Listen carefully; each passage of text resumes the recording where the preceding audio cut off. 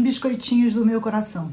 Espero encontrar todo mundo bem. Eu sei de algumas situações muito tristes e lamento por aqueles que perderam pessoas queridas. Mas a vida continua e vamos em frente que atrás vem gente. Eu queria comentar com vocês uma notícia que saiu nos jornais sobre um projeto de lei que estabelecia o reajuste de servidores em 2021. O presidente da República vetou esse reajuste, para várias categorias, com algumas exceções, e o Senado derrubou o veto. E a Câmara manteve o veto. Eu queria comentar primeiro essa questão do projeto de lei. O projeto de lei é aprovado por uma casa, na Câmara e no Senado, pelo quórum, previsto lá no artigo 66 e parágrafos. Depois que é aprovado o projeto de lei, seja lei complementar ou lei ordinária, esse projeto segue para o presidente da República, para que o presidente, então, se posicione. Caso ele não se manifeste em 15 dias, é sanção tácita. Mas ele vetou.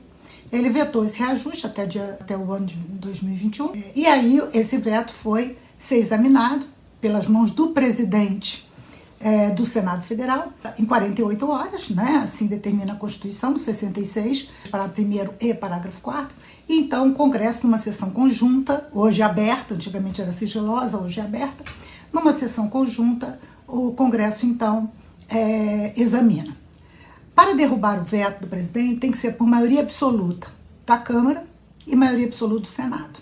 No caso, por maioria absoluta do Senado, o veto foi derrubado. Porém, a Câmara não derrubou o veto, não alcançou maioria absoluta para a derrubada do veto. Portanto, observando 66, parágrafo 4º, o veto presidencial foi mantido, já que faltou a maioria absoluta da Câmara para derrubá-lo também. Nesse momento em que o Senado derrubou o veto, depois na Câmara não foi derrubado, mas quando o Senado votou pela derrubada, o ministro Paulo Guedes fez uma crítica contundente aí à posição do Senado. Disse que era um crime contra o país. Os senadores se viram ofendidos, e discutiram a possibilidade do ministro se explicar diante do Senado. Isso é possível? Se você olhar o artigo 50 caput, vem dizendo que aqueles subordinados diretamente ao presidente serem convocados ou poderá haver um pedido para que ele preste informações.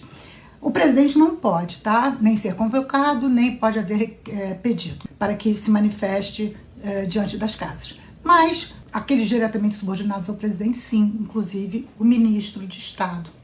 E se discutiu essa possibilidade. O interessante não é o fato dele ir prestar ou não. O interessante, constitucionalmente interessante que eu digo, é que o Senado poderia, através de suas comissões, convocar o ministro. Aí ele teria que prestar informação pessoalmente diante do Senado. Ou a mesa da Câmara ou a mesa do Senado, no caso a mesa do Senado, poderia pedir para que ele prestasse informações por escrito. E se encontra no 50 caput e parágrafo 2º. O 50 parágrafo 1º diz que também ele pode comparecer por vontade própria, pedir para prestar informações. Aí é por vontade própria.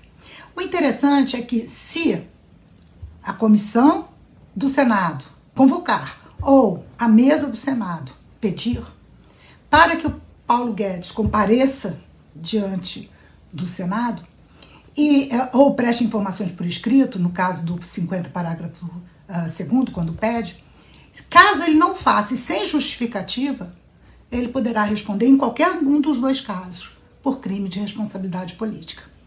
Isso é muito interessante, cai bastante em prova, e vocês vão observar nos slides, que eu estarei apresentando para vocês. Beijos lindos! Até, se Deus quiser!